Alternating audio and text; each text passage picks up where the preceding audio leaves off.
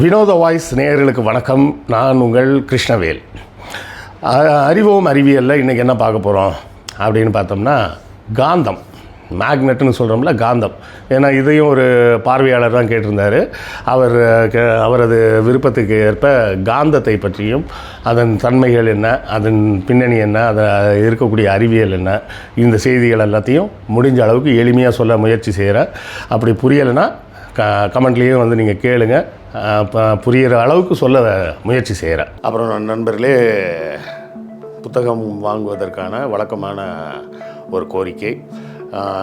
நம்ம இந்த வினோத வாய்ஸ் சேனல் வந்து மானிட்டைஸ் ஆகிடுச்சு, எல்லாம் உங்கள் அன்பின் ஆதரவும் காரணமாக.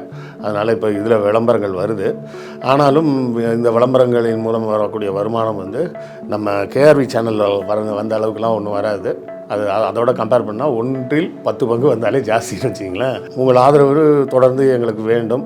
புத்தகங்கள் வாங்கினீங்கன்னா அதை கொண்டு இந்த சேனலை நடத்துவதற்கு இன்னும் கொஞ்சம் சிறப்பாக நடத்தலாம். செய்திகளையும் இன்னும் அழகாக சேகரித்து கொடுக்கலாம். ஸோ இல்லை சார், பணம்லாம் கேட்காதீங்க சார். நம்ம பணம்லாம் கேட்குறது கிடையாது. நம்ம கேட்குறது என்ன கேட்போம், புத்தகங்கள் வாங்கி அதன் மூலமாக வருவாயை வைத்து நடத்துகிறோன்னு தான் சொல்கிறோம். இல்லை சார், புக்கெல்லாம் வாங்குறதுக்கெல்லாம் இப்போதைக்கு முடியாது சார், படிக்கிறதுக்கே எனக்கு நேரம் இல்லை சார், அப்படி இப்படின்னு நிறைய பேர் சொல்லலாம். வெளிநாடு வாழ் மக்கள் வந்து நீங்கள் புத்தகங்கள் வாங்கணும்னா முடிஞ்ச நேரம் வாங்கினாலும் வாங்குங்க. இல்லை வேண்டாம் அப்படின்னா அமேசான்லேருந்து கிண்டில் வெர்ஷனே நீங்கள் எடுத்து படிச்சுக்கலாம். பாபர் நாமா வர உள்ள எல்லா புத்தகங்களும் அமேசான் கிண்டிலில் கூட இருக்குது. இது எல்லாம் எதுவுமே முடியாதுன்னா கூட இந்த வீடியோக்களை ஷேர் பண்ணுங்கள். ஷேர் பண்ணாலே அதுவும் ஒரு வகையால் ஆதரவு தான். லைக் போடுங்க, கமெண்ட் போடுங்க, எல்லாமே ஆதரவு தான். ஸோ ஏதாவது ஒரு வகையில் எங்கள் சேனலுக்கு தொடர்ந்து உங்கள் ஆதரவை கொடுத்து கொண்டே இருங்க. காந்தம் மனிதனுக்கு வந்து முதலில் இயற்கையில் ஒரு மிகப்பெரிய ஆச்சரியத்தை கொடுத்த ஒரு பொருள் வந்து காந்தம். சரியா? இந்த காந்தத்தை வந்து அந்த காலத்தில் அதுக்கு பேர் என்ன சொல்லுவாங்கன்னா, லோபோ ஸ்டோன் அப்படின்னு சொல்லுவாங்க. பேசால்ட் அப்படின்னு சொல்லக்கூடிய ஒரு தனிமம் எங்கே இருக்கோ அந்த பகுதிகளில் இது அதிகமாக கிடைக்கும். அந்த பேசால்ட் வந்து எதில் இருக்கும் அப்படின்னு பார்த்திங்கன்னா, லாவாவோட கோர், அதாவது எரிமலையோட கோர் இருக்குது பார்த்திங்களா, அது வெடித்து சிதறும்போது அந்த பகுதியிலேருந்து தான் இது கிடைக்கும். இது வந்து ஒரு வகையான இரும்போட ஆக்சைடு, மேக்னடைட் அப்படின்னு சொல்லுவாங்க.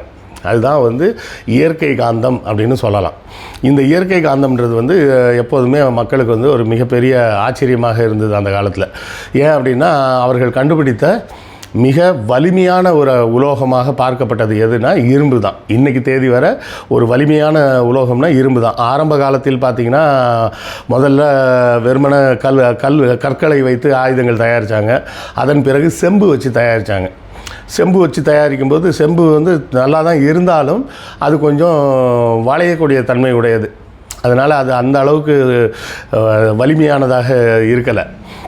அதன் பிறகு தான் அது கூட ஜிங்க் போன்ற பொருட்களை எல்லாம் கலந்து வெண்கலம் அப்படின்றத உருவாக்க முயற்சி செய்கிறாங்க. அதாவது பிரான்ஸ் அண்ட் பிராஸ் அப்படின்னு சொல்லுவோம்ல, அதாவது பித்தளை வெண்கலம்னு நம்ம சொல்கிறோம் பாருங்கள். அந்த வெண்கல காலம் வருது. அந்த வெண்கல காலம் வரும்போது வெண்கலம் வந்து நல்ல உறுதியாக இருக்குது, ஆனால் உடஞ்சிருது.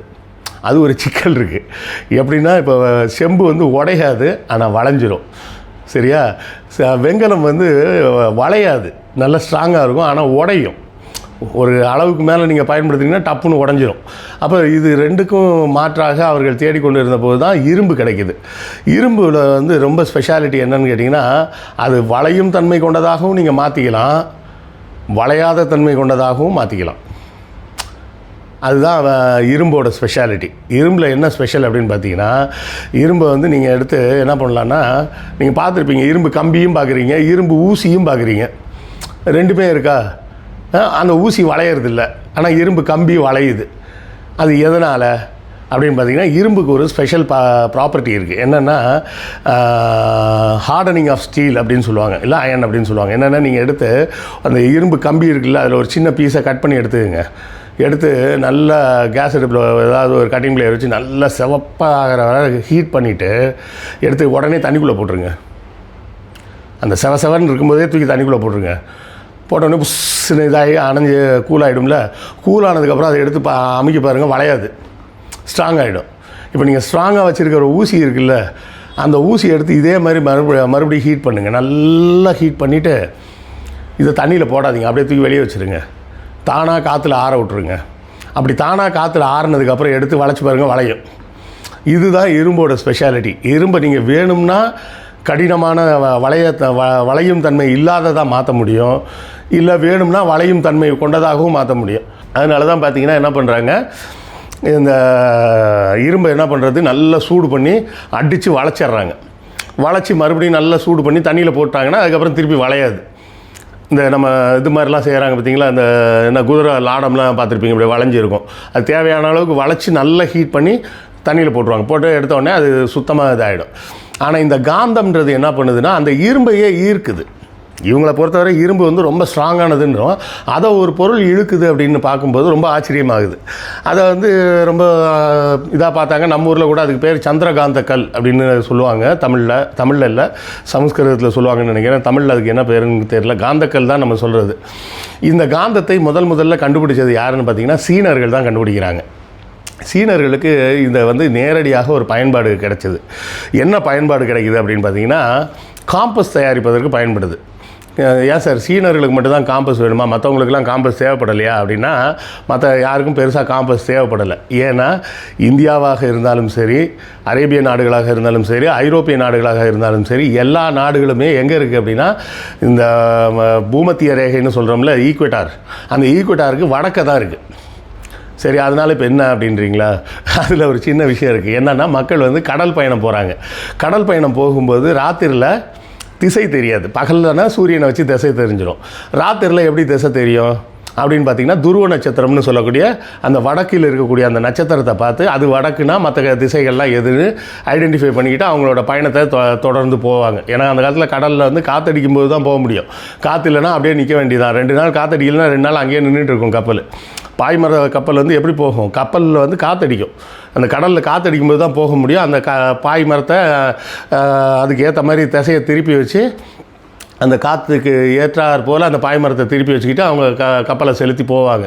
அப்படி போகும்போது திசை தெரிவதற்கு துருவ நட்சத்திரம் ஒன்று தான் எல்லாருமே பயன்படுத்தினாங்க. அது அரேபியர்களாக இருந்தாலும் சரி, ஐரோப்பியர்களாக இருந்தாலும் சரி, இந்தியர்களாக இருந்தாலும் சரி. ஆப்பிரிக்காவில் எல்லாருமே காட்டுவாசிகளாக இருந்ததுனால அவங்க வந்து அந்த பயணங்கள்லாம் பெருசாக போகல.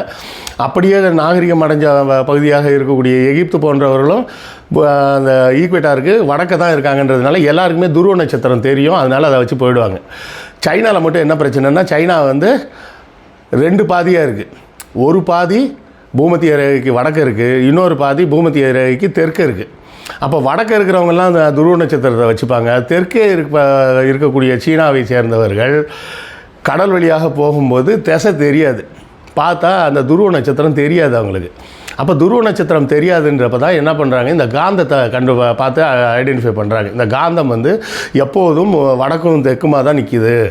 அப்போ அதை வந்து ஒரு இடத்துல ஒரு டப்பாவில் வச்சுக்கிட்டோம்னா அதை வச்சு நம்ம திசையை தெரிஞ்சுக்கலாம் அப்படிங்கிறத புரிஞ்சுக்கிட்டு அதை முதல்ல காம்பஸை உருவாக்கியவர்கள் சீனர்கள் அப்படின்னு சொல்கிறாங்க. ஒருவேளை தமிழர்கள் அதை பயன்படுத்தினாங்களா அப்படின்றதுக்கான குறிப்புகள் நம்மள்கிட்ட இல்லை குறிப்புகள் கிடைக்கலன்னு சொல்லலாம். சரியா, கடல் வாணிபம் கடல் பயணத்தை பற்றிலாம் நமக்கு குறிப்புகள் இருக்குது. காம்பஸை பற்றின குறிப்புகள் இல்லை. திசை காட்டி அப்படின்ற ஒரு விஷயத்தை வந்து நம்ம இன்னும் குறிப்புகளை கிடைக்கல அப்படின்னு சொல்லலாம். மேபி கிடைக்கலாம். சரியா, இதுவரை கிடைக்கல அப்படின்றது ஒரு செய்தியாக நம்ம வச்சுக்கலாம். இப்போது இவர்கள் தான் கண்டுபிடிக்கிறாங்க. அதனால் சவுத் சைனா சி அப்படின்னு சொல்லுவாங்க. அந்த சவுத் சீயில் வந்து அவங்க ட்ராவல் பண்ணுறதுக்கு இவர்களுக்கு இந்த காம்பஸ் பயன்படுது, காந்தம் பயன்படுது. காந்தத்தோட முதல் பயன்பாடு அப்படிங்கிறது இந்த காம்பஸ் ஒன்று தான். அதன் பிறகு மின்சாரம்லாம் கண்டுபிடிக்கப்பட்டதுக்கு பிறகு தான் காந்தம்ன்றது வருது. மின்சாரத்தை இவர் தான் கண்டுபிடிக்கிறார், ஃபாரடே. பெஞ்சமின் ஃபாரடே தான் கண்டுபிடிக்கிறாரு. அவர் வந்து ஒரு பட்டத்தில் ஒரு கம்பியை கட்டி நீளமாக இழுத்து அதை வந்து மழை நேரத்தில் பறக்க விட்டு பார்த்தாராம். அப்படி பறக்க விட்டும் போது தான் மின்னல் அடித்து அது மின்சாரம் வருது அப்படிங்கிறத அவர் கண்டுபிடிச்சார் அப்படின்னு சொல்லி ஒரு செய்தி சொல்லுவாங்க. இதுக்கு அப்புறம் தான் என்ன தெரியுது அப்படி வருது அப்படின்னு பார்த்திங்கன்னா, ஸ்டீல் அப்படின்னு சொல்கிறோம்ல, எக்கு இரும்பில் சில பொருட்களை எல்லாம் கலந்தோம்னா அந்த அதுக்கு பேர் அல்னிகோ அப்படின்னு சொல்லுவாங்க. அலுமினியம், நிக்கல், கோபால்ட், இது 3 இரும்போடு சேர்க்கும்போது அந்த சேர்த்த அந்த ஸ்டீலில் சுற்றி ஒரு காயில் வச்சு கரண்ட் அனுப்பினோம்னா அந்த அந்த இரும்பு துண்டு இருக்குது பார்த்திங்களா, அந்த அலாய் அது வந்து என்ன ஆகிடுது, காந்தமாக மாறிடுது. பர்மனெண்ட் காந்தமாகவே மாறிடுது. அந்த கரண்ட்டை எடுத்ததுக்கப்புறமும் காந்தமாக மாறுது. அப்போ தான் வந்து மிகப்பெரிய சக்தி வாய்ந்த காந்தங்களை உருவாக்க முடியுது.